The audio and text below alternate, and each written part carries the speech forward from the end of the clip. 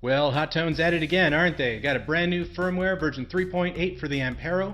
I'm going to take you through some of the greatest hits, but before we get to it, if you haven't subscribed to my channel yet, why? There's tons of free information here for you. It costs you nothing and you learn so much. Please take a second and click on the subscribe button down there. Let me know that you want to support small YouTube channels like mine. I promise you, you will find something really cool here. And also make sure that you stay tuned to the end of this video for a bonus tip.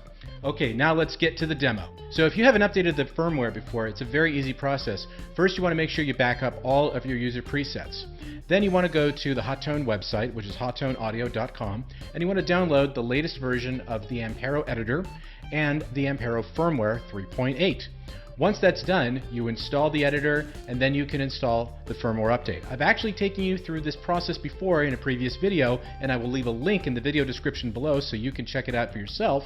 But in the meantime, just make sure you back up all of your presets first, because it's going to wipe the slate clean when you update the unit. After that's done, you'll want to recalibrate the expression pedal and you're ready to go. Along with the brand new features they introduced here, Hotone also offered up a couple of improvements on the Ampero interface itself. The main display now has an expression pedal indicator to let you know when the pedal is on and when it's off. The full patch number and name is now on display in the edit menu. There's now better knob acceleration on the frequency parameter in the global EQ. So when you make faster adjustments, it responds accordingly. And Hotone has also optimized the expression pedal to be used more effectively as a wah pedal, and there are also minor bug fixes as well. Now, in addition to those optimizations and improvements, there have also been some changes made to some of the modules inside of the Ampero as well. The Ampero now has the ability in the cab module to load up to 10 different user impulse responses, so that gives you a wider palette than you had before. Additionally, 2 new parameters have been added to the cabinet module, a low cut and high cut filter. The squeezer now has a blend parameter added to it, so you can blend in the amount of compression that you want to add to your signal. And with this firmware update, there are also 3 new effects that have been added in. You've got the precise attack overdrive and boost, you've got the forest boost, and you've also got the sweller, which is an auto swell effect that can be added to either module 1, 2, or 3. Let's have a listen to those.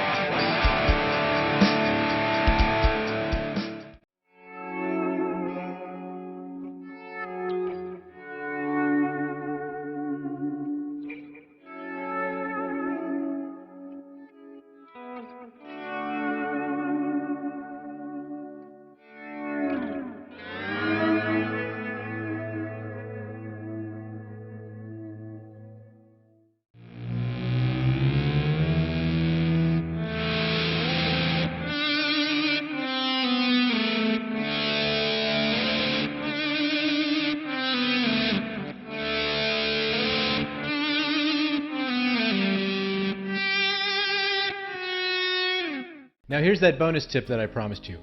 It might be old news to some of you, but for those of you who don't know, there is a global EQ on the Ampero.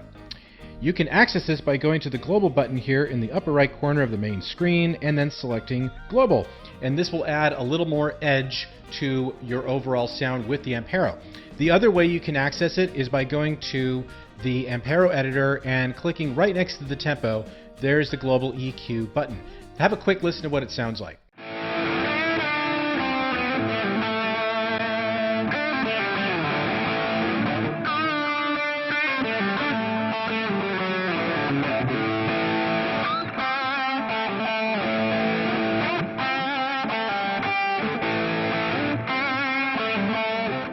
Okay, that wraps up this video. I hope you enjoyed it. I hope you got something out of it, and we'll see you soon.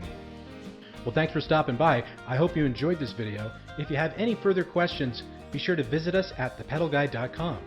But in the meantime, follow us on Facebook, follow us on Instagram, and also be sure to subscribe to our YouTube channel for weekly videos and tutorials. Thanks for stopping by here at thepedalguide.com, where I love pedals and so do you.